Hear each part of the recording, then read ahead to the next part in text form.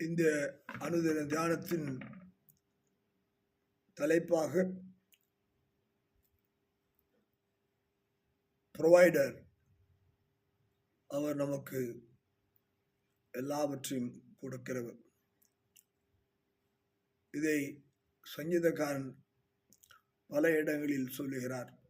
105ஆம் சங்கீதத்திலும் 104ஆம் சங்கீதத்திலும் கூட அதை சொல்லுகிறார்.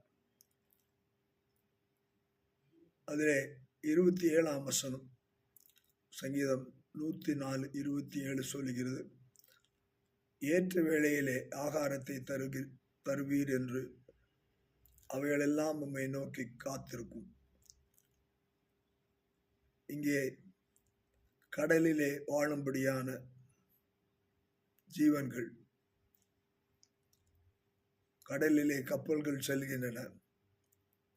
கப்பல்களில் இருக்கும்படியான சாப்பிட்ட துணிக்கைகளை போட்டால் அது பத்தாது.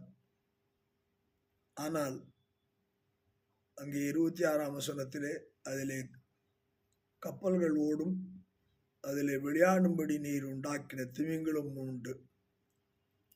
திமிங்கலம் என்று சொல்லும்போது அதற்கு உணவு கொடுக்க வேண்டும் என்றால் எவ்வளவு தேவை என்பதை நாம் கணிக்க முடியாது. ஆண்டவர் அந்த தேவைகளை கணித்திருக்கிறார். அதைத்தான் சொல்கிறார் சங்கீதக்காரன். 26ஆம் வசனத்தில் திமிங்கலங்களும் உண்டு என்று சொல்லிவிட்டு 27ஆம் வசனம், ஏற்ற வேளையிலே ஆகாரத்தை தருவீர் என்ற அவைகளெல்லாம் உம்மை நோக்கி காத்திருக்கும்.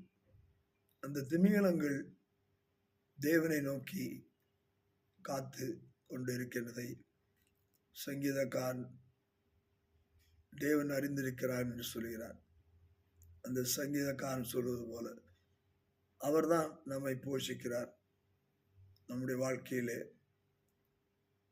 கடலில் இருக்கவே மட்டுமல்ல, பட்சிகள் பறவைகள் மட்டுமல்ல, நம்மையும் அவர் போஷிப்பார்.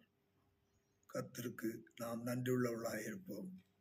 கர்த்தர் நம்மை ஆசீர்வதிப்பாராக.